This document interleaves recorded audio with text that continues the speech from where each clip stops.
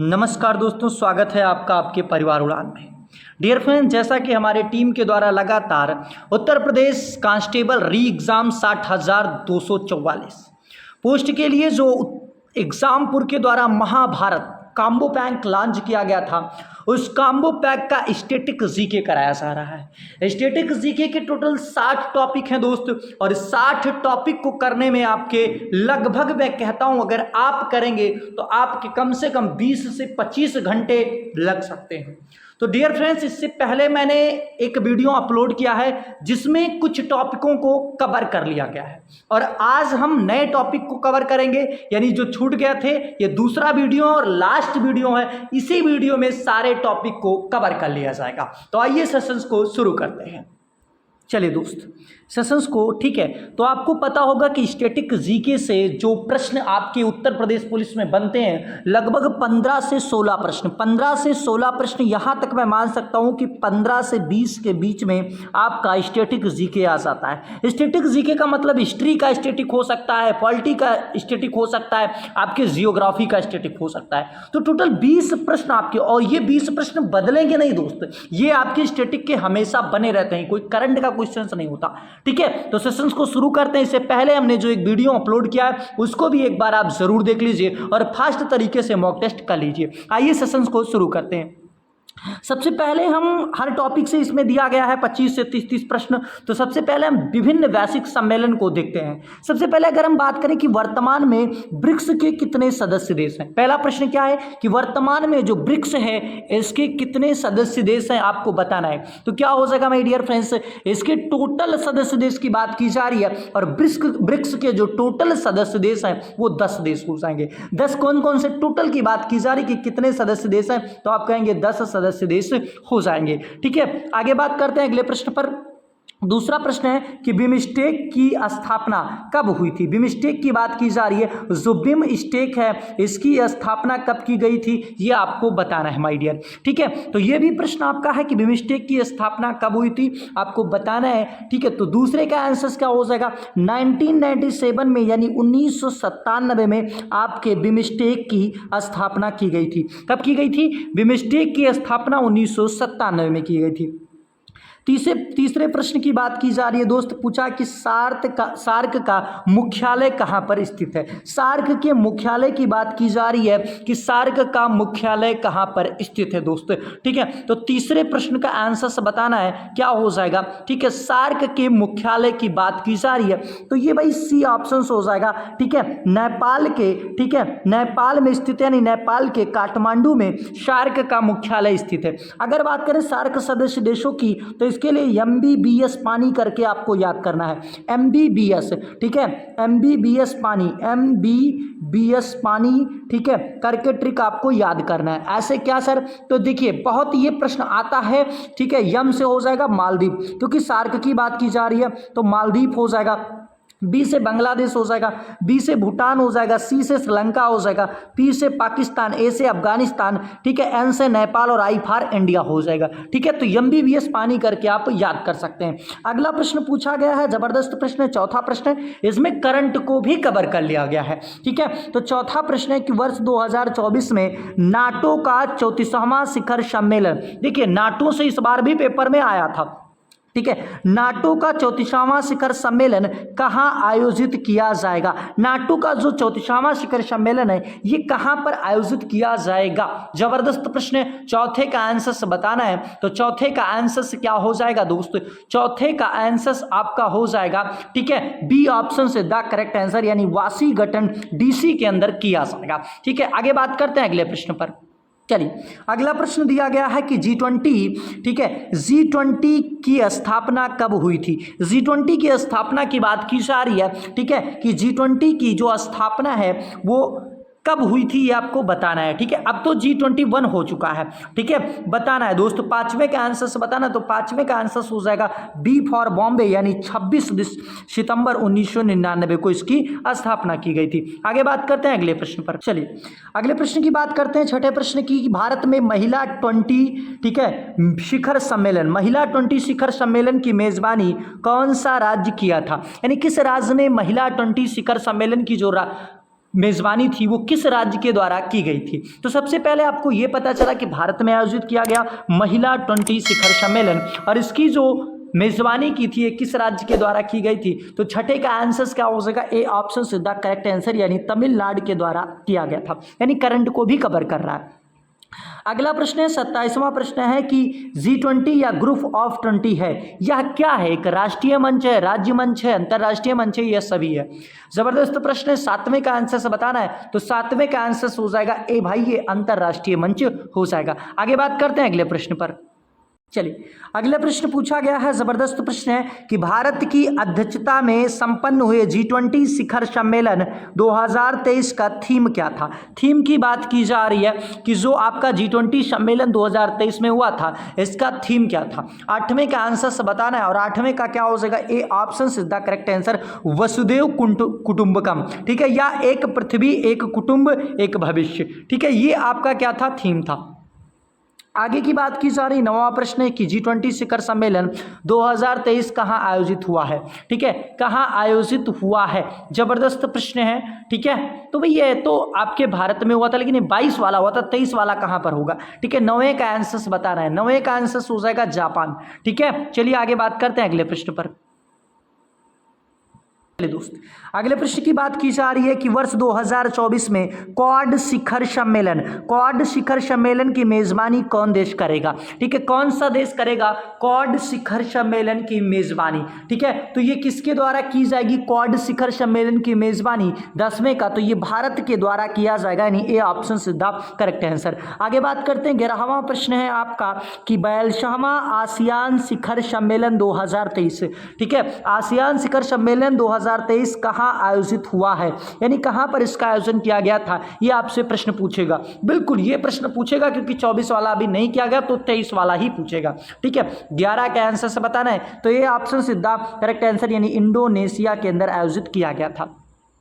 आगे बात करते हैं 12वें प्रश्न की बात की जा रही कि 2023 में आर्टिफिशियल इंटेलिजेंस सुरक्षा पर पहले वैश्विक शिखर सम्मेलन की मेजबानी कौन सा देश करेगा? जबरदस्त प्रश्न और आंसर से बताना है, ठीक है। 12वें का आंसर क्या हो जाएगा? तो 12वें का answer B option is the correct answer, यानी ब्रिटेन के द्वारा किया जाएगा। अगला है कि G20 वार्षिक शिखर सम्मेलन 2023 का कौन सा संस्करण था? ये कौन सा संस्करण था जो इस बार आयोजित किया गया था? 13वें का आंसर से बताना, सी फॉर हो जाएगा कैट, यानी 18वां शिखर सम्मेलन था। आगे बात करते हैं अगले प्रश्न पर। चलिए, अगला प्रश्न दिया गया है आपका कि नाटो शिखर सम्मेलन 2023 कहाँ आयोजित किया गया?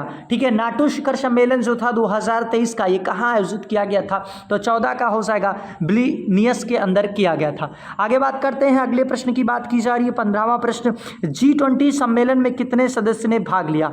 ठीक है, कितने सदस्यों ने भाग लिया था G20 शिखर सम्मेलन में? 15वें का आंसर से बताना है, तो ए ऑप्शन हो जाएगा, यानी 19 देशों ने और एक आपके, ठीक है, यूरोपीय यूनियन ने लिया था। आगे बात करते हैं अगले प्रश्न पर।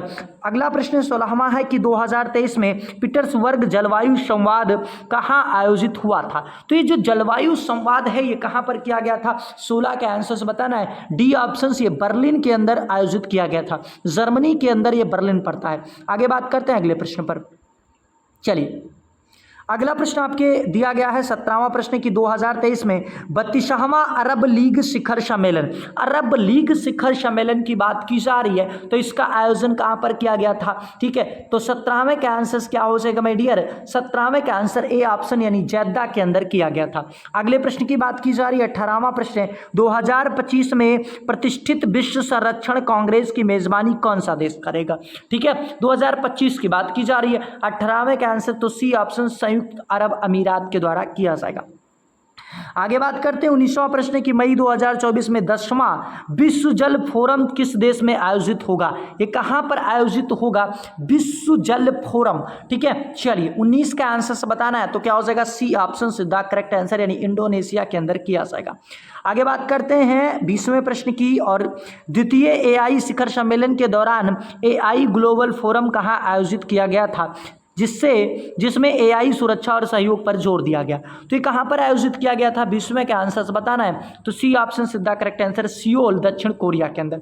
आगे बात करते हैं अगले टॉपिक पे। चलिए दोस्त आगे बात करते हैं अगले क्वेश्चंस पर। माय डियर मैं बता दूं कि कुछ लोग परेशान हैं कि अभी जो पेपर है वो डेट आ जाए तब हम पढ़ना शुरू करें, और वही वो लोग हैं जो कहते हैं शायद 1 महीने का और जो मिल जाता टाइम तो हम पेपर को फाड़ देते। तो इसलिए मैं बता दूं माय डियर फ्रेंड्स कि आपको ठीक है आपके पास समय है और आप अपने टॉपिक को कवर कर लीजिए। इससे पहले स्टैटिक जीके का मैंने एक वीडियो और अपलोड किया, उसको जरूर देख के जाइए। सिर्फ 2 टॉपिक, सिर्फ 2 वीडियो में, वो भी 30-30 40-40 मिनट के वीडियो में आपका पूरा का पूरा स्टैटिक जीके कवर कर लिया गया। साथ ही में दोस्त 2 वीडियो में मात्र 30-30 40-40 मिनट के वीडियो में आपका पूरा यूपी जीके कवर कर लिया गया। तो ऐसे ही जबरदस्त तरीके से कवर कर लिया गया है। ठीक है आगे बात करते हैं अगले क्वेश्चन पर दोस्त। चलिए अगला टॉपिक आ चुका है भाई राष्ट्रीय एवं अंतर्राष्ट्रीय संगठन एवं उसके मुख्यालय के बारे में। यहां से भी प्रश्न आपके पेपर में बनता है।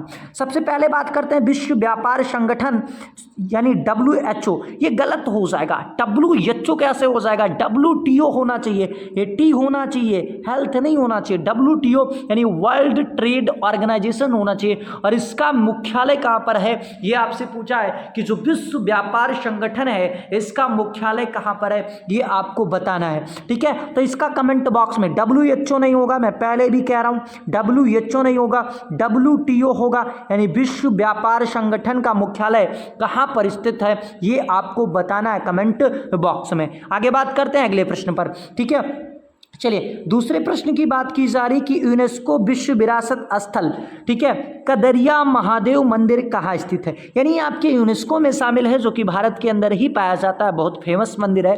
तो ये कहाँ पर स्थित है? कदरिया महादेव मंदिर। जबरदस्त प्रश्न और आंसर्स बताना है। चलिए दूसरे का आंसर्स बताना है। चलिए ठीक है तो दोस्तों ये ए ऑप्शन सीधा करेक्ट आंसर हो जाएगा, खजुराहो के अंदर स्थित है। और जो ये खजुराहो ये आपके मध्य प्रदेश के अंदर स्थित है। आगे बात करते हैं अगले प्रश्न पर। तीसरा प्रश्न आपका है ADB यानी एशियाई विकास बैंक का मुख्यालय कहाँ पर स्थित है? एशियाई विकास बैंक का मुख्यालय कहाँ पर स्थित है? तीसरे का आंसर से बताना है। ठीक है तो ADB का जो मुख्यालय हो जाएगा ये फिलीपींस की ठीक है फिलीपींस के अंदर स्थित है। और फिलीपींस की राजधानी की बात करें तो क्या हो जाएगी? मनीला हो जाएगी। ठीक है आगे बात करते हैं अगले प्रश्न पर दोस्तों। चलिए अगला प्रश्न है जबरदस्त प्रश्न है कि निम्न में से रेड डाटा बुक किससे संबंधित है? ऐसे प्रश्न आपको स्टैटिक से मिलेंगे।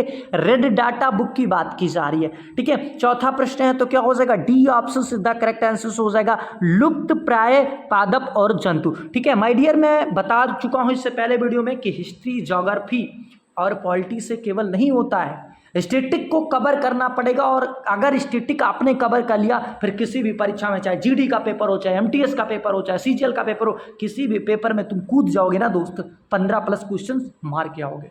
ठीक है स्टैटिक बहुत जरूरी है। ठीक है तो क्या हो जाएगा भाई? क्या हो जाएगा आपका चौथे का आंसर? तो डी ऑप्शन हमने बताया कि अगर कोई प्राणी लुप्त है, लुप्त पादप या लुप्त जंतु है तो उसके लिए रेड डाटा बुक संबंधित होता है। आगे बात करते हैं पांचवें का आंसर बताना है। ब्रिक्स डेवलपमेंट बैंक को अब यह नाम दिया गया है। जो ब्रिक्स डेवलपमेंट बैंक था इसका नाम चेंज कर दिया गया यानी परिवर्तित कर दिया गया। पांचवें का आंसर बताना है भाई, सी ऑप्शन हो जाएगा न्यू डेवलपमेंट बैंक कहा जाएगा। क्या कहा जाएगा? न्यू डेवलपमेंट बैंक कहा जाएगा।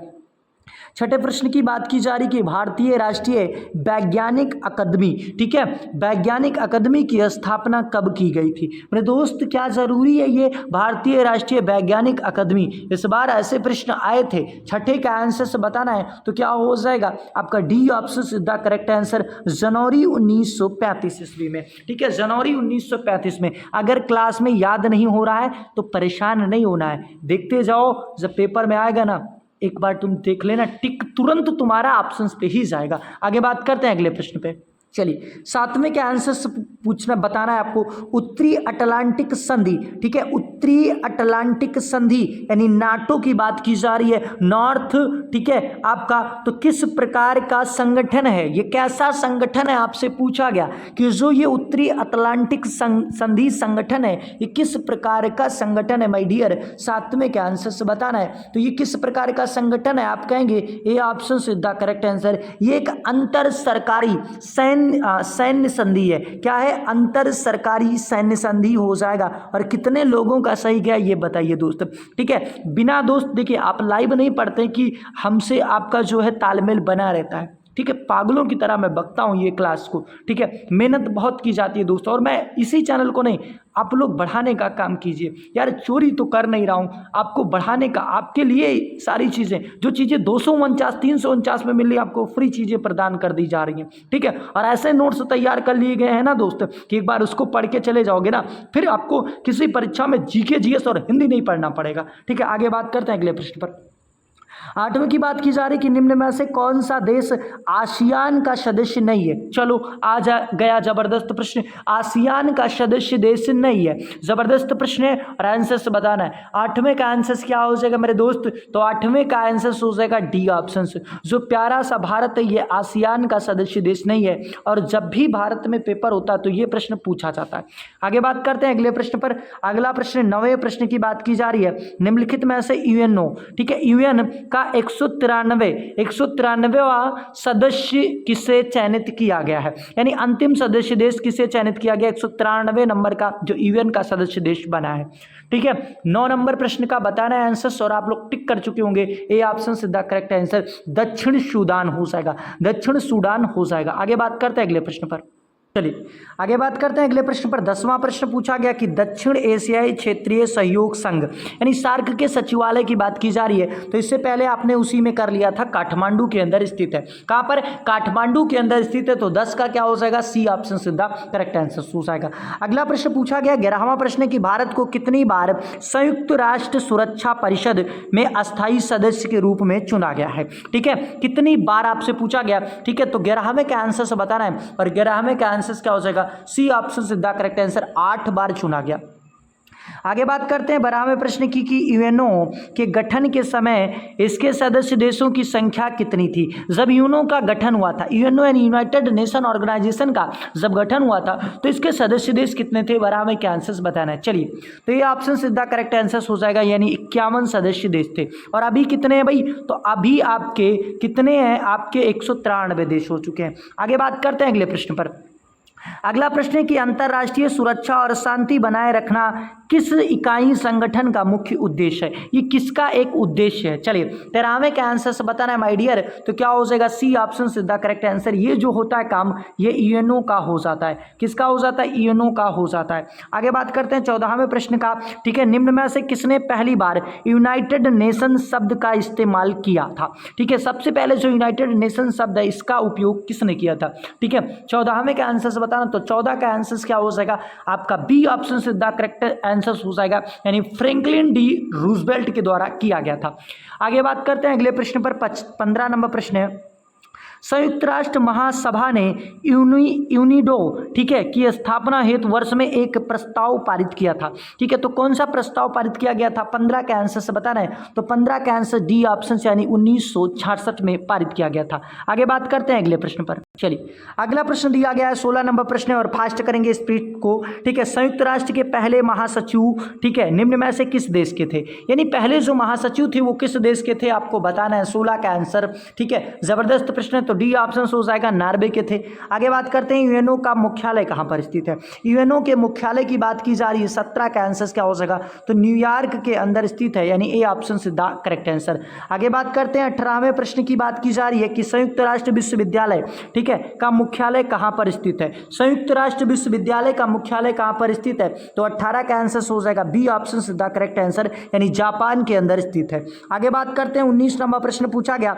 विश्व व्यापार संगठन यानी WTO की बात की जा रही है, ठीक है, किसके लिए नियम निर्धारित करता है, ये किसके लिए नियम निर्धारित करने का काम करता है WTO, ठीक है, तो वैश्विक व्यापार के लिए, यानी बी ऑप्शन सीधा करेक्ट आंसर हो जाएगा। 19 का क्या हो जाएगा, बी ऑप्शन सीधा करेक्ट आंसर। आगे बात करते हैं अगले प्रश्न पर, ठीक है। 20 नंबर प्रश्न दिया गया है कि विश्व व्यापार संगठन के कितने सदस्य देश हैं, टोटल कितने सदस्य देश हैं आपके विश्व व्यापार संगठन यानी WTO में, ठीक है। चलिए तो भैया 20 नंबर प्रश्न का आंसर क्या हो जाएगा, 20 का आंसर सी ऑप्शन सीधा करेक्ट आंसर, 164 सदस्य देश हो जाएंगे। चलिए अगला प्रश्न पूछा गया है कि निम्नलिखित में से कौन सा संगठन वैश्विक व्यापार के गठन एवं ठीक है कार्यान्वयन से संबंधित है। ठीक है, तो आपका WTO हो जाएगा। फिर वही क्वेश्चन पूछ लिया, यूनिसेफ का मुख्यालय कहाँ पर स्थित है। तो आपके दो प्रश्न होते हैं, एक होता है यूनेस्को, एक होता है यूनिसेफ। इसमें बहुत ज़्यादा प्रॉब्लम झेलने को मिलती है आपको, तो यूनिसेफ का मुख्यालय आपको बताना है दोस्तों। ठीक है, 22 का आंसर बताना है और 22 का आंसर क्या हो जाएगा।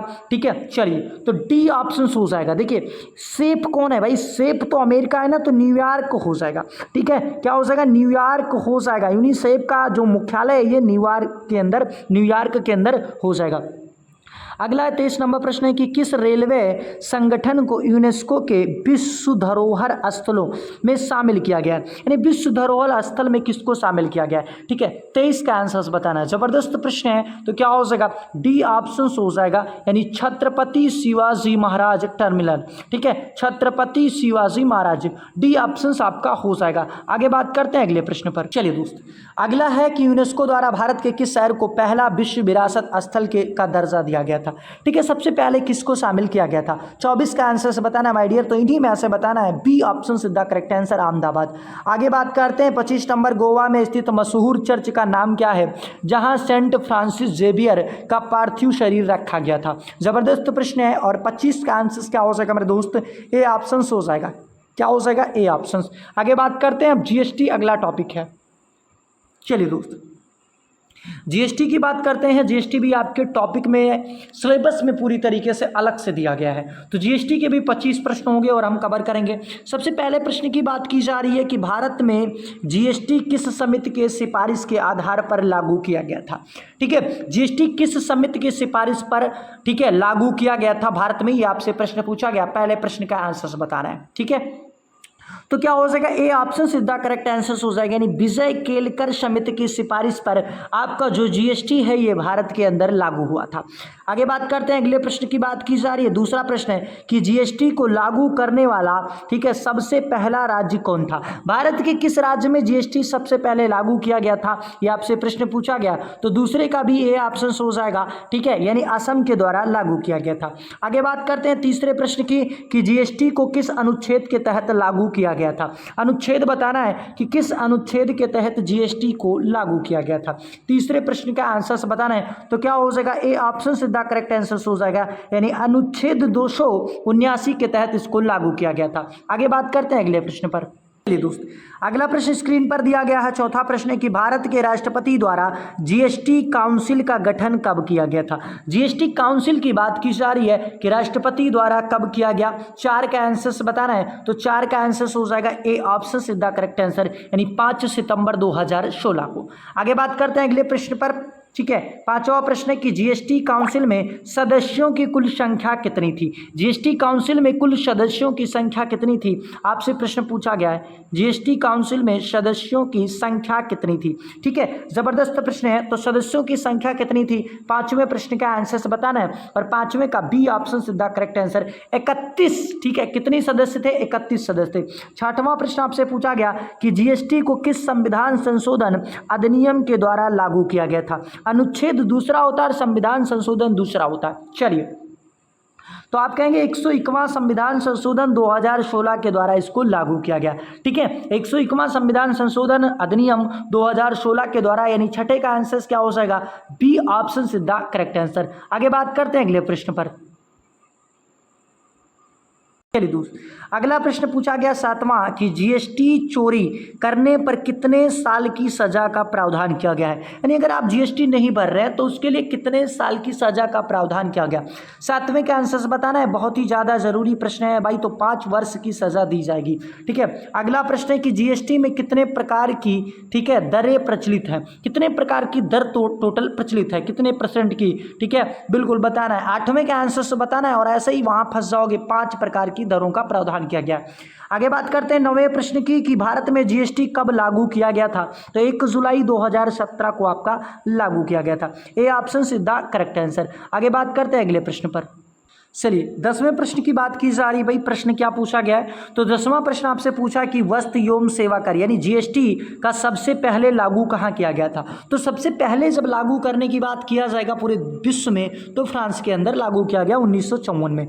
आगे बात करते हैं 11वां प्रश्न पूछा गया कि वस्तु और सेवा कर यानी जीएसटी की अवधारणा किस देश से शुरू की गई थी, यानी जो मॉडल है ये कहाँ से लिया गया। 11वें का आंसर बताना है, तो जो आपका मॉडल है ये कनाडा पर आधारित है, यानी ए ऑप्शन सीधा करेक्ट आंसर। आगे बात करते हैं अगले प्रश्न पर दोस्त।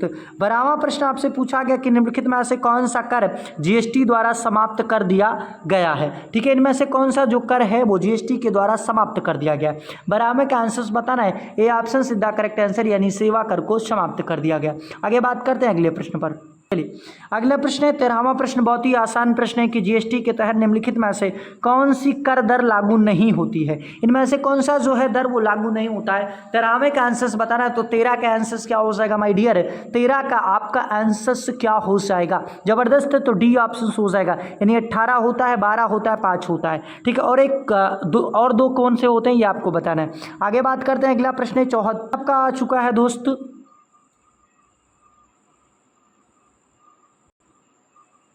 ठीक है, किस प्रकार का कर जीएसटी है, प्रत्यक्ष कर है, अप्रत्यक्ष कर है। ठीक है, 15वें के आंसर्स बताना, थोड़ा सा फास्ट करेंगे माय डियर। ठीक है, तो 15वें के आंसर्स क्या हो जाएगा, बी ऑप्शन, ये एक प्रकार का अप्रत्यक्ष कर होता है। कैसा कर होता है, अप्रत्यक्ष कर होता है। अगला प्रश्न है कि जीएसटी परिषद का प्रमुख वर्तमान में कौन है। जीएसटी के प्रमुख वर्तमान में कौन है भाई, ये आपसे पूछा गया है, जीएसटी परिषद का प्रमुख कौन है, जीएसटी का नहीं, जीएसटी परिषद का। ठीक है, 16वें के आंसर बताना है माय डियर, तो 16 का आंसर क्या हो जाएगा, बी ऑप्शन सीधा करेक्ट आंसर, यानी निर्मला सीतारमण हो जाएगी। आगे बात करते हैं अगले प्रश्न पर। चलिए अगला प्रश्न पूछा गया 17वां प्रश्न कि जीएसटी के अंतर्गत निम्नलिखित में से कौन सी वस्तु शामिल नहीं है।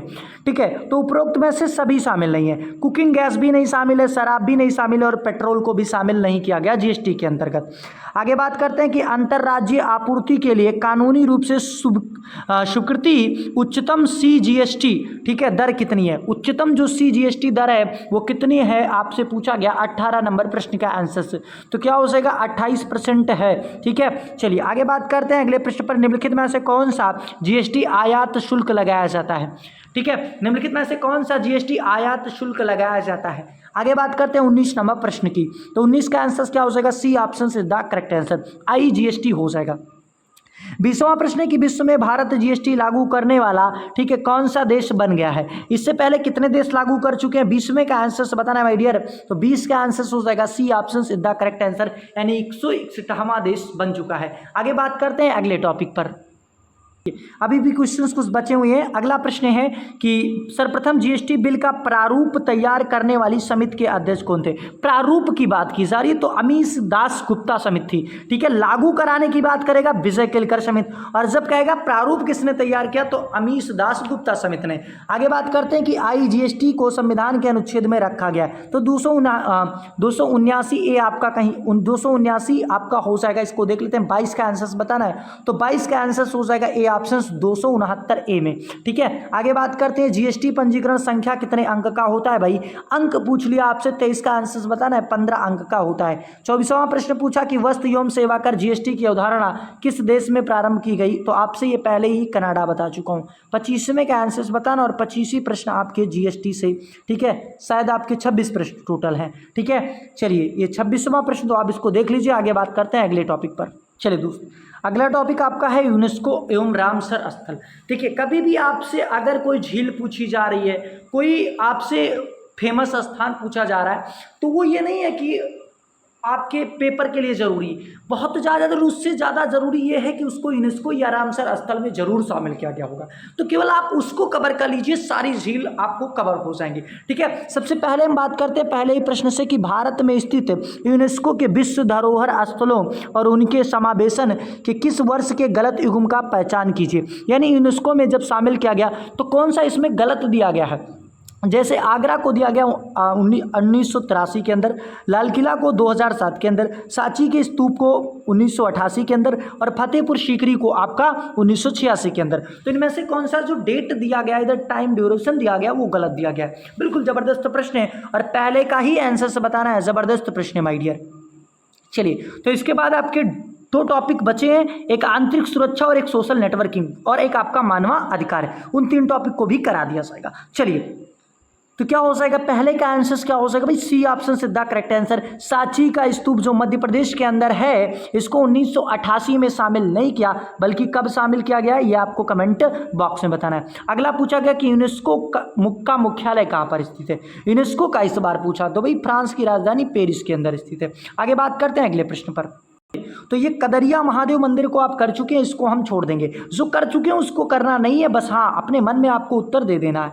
आगे बात करते हैं अगले प्रश्न पर। चौथा प्रश्न पूछा गया है, ठीक है, कि निम्नलिखित में से कौन सा एवं सुमेलित नहीं है। इनमें कौन सा सुमेलित नहीं है। प्राकृतिक धरोहर स्थल और उसका स्थान दिया गया है, यानी कौन स्थान कहाँ पर स्थित है। सबसे पहले अगर एलिफेंटा की गुफाएं की बात की जाए तो जो एलिफेंटा की गुफाएं क्या कर्नाटक के अंदर स्थित है। सुंदरवन का पार्क कहाँ पर स्थित है, पश्चिम बंगाल दिया गया। सूर्य मंदिर उड़ीसा के अंदर, फतेहपुर सीकरी उत्तर प्रदेश के अंदर। तो ये तीनों के तीनों जो लास्ट के बी सी डी हैं ये आपके सुमेलित हैं, और इसका आंसर क्या हो जाएगा, एलिफेंटा की जो गुफाएं हैं महाराष्ट्र के अंदर स्थित हैं। तो आपका क्या हो जाएगा, A option is the correct answer हो जाएगा। आगे बात करते हैं अगले प्रश्न पर। चलिए, इसमें दोस्तों जितने भी ताल हैं आपके, जितने भी झील हैं, जितने भी राष्ट्रीय उद्यान हैं, उन सबको कवर कर लिया जाता है यूनेस्को एवं रामसर स्थल में, और उससे बाहर नहीं पूछता है कभी भी। आगे बात करते हैं अगला कि विश्व विरासत स्थल यानी पशुपतिनाथ मंदिर, देखिए मंदिर की भी बात आ गई, ठीक है, में स्थित है। जो पशुपतिनाथ मंदिर है ये कहाँ पर स्थित है, आपसे पूछा गया प्रश्न कि पशुपतिनाथ मंदिर जो है ये कहाँ पर स्थित है। जबरदस्त प्रश्न, और आंसर से बताना है पशुपतिनाथ मंदिर की। 5वें का आंसर से बताना है, सी ऑप्शन से द करेक्ट आंसर काठमांडू के अंदर स्थित है। आगे छठा प्रश्न है कि निम्नलिखित इनमें से किस रेलवे स्टेशन को यूनेस्को के विश्व धरोहर स्थल में शामिल किया गया है। ठीक है, यूनेस्को में शामिल कौन सा रेलवे स्टेशन है, छठे का आंसर से बताना है। तो छठे का आंसर डी ऑप्शन से the correct answer, Chhatrapati Shivaji Maharaj terminal जो है ये आपका यूनेस्को में शामिल है। आगे बात करते हैं, यूनेस्को के अनुसार एलोरा की गुफाओं में कुल कितने गुफाएं हैं। एलोरा की गुफाओं में कुल कितनी गुफाएं हैं ये आपको बताना है। 7वें के आंसर से बताना है, ए ऑप्शन से द करेक्ट आंसर यानी 34 गुफाएं हैं। आगे बात करते हैं अगले प्रश्न पर।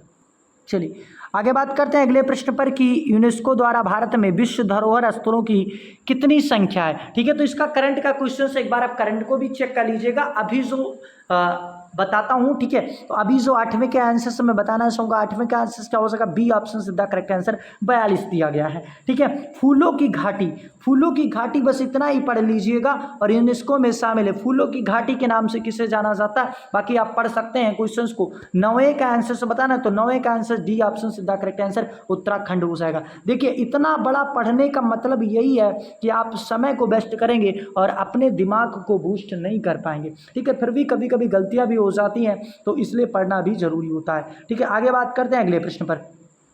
अगला प्रश्न 10वां प्रश्न कि भारत की पर्वतीय रेल जो यूनेस्को के विश्व विरासत स्थल में के अंतर्गत 3 रेलवे आते हैं, निम्न में से कौन सा इसके अंतर्गत नहीं आता है। ठीक है, इनमें से 3 शामिल है और एक नहीं शामिल है यूनेस्को में। ठीक है, चलिए बिल्कुल 10वें का आंसर से बताना है, तो सी ऑप्शन से the correct answer Kashmir railway नहीं शामिल है। आगे बात करते हैं अगले प्रश्न पर।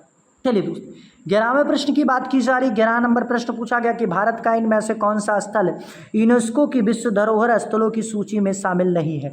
इनमें कौन सा जो है वो शामिल नहीं है, आपको बताना है। 11वें के आंसर से बताना है माय डियर, तो डी ऑप्शन हो जाएगा, यानी आनंद भवन शामिल नहीं है।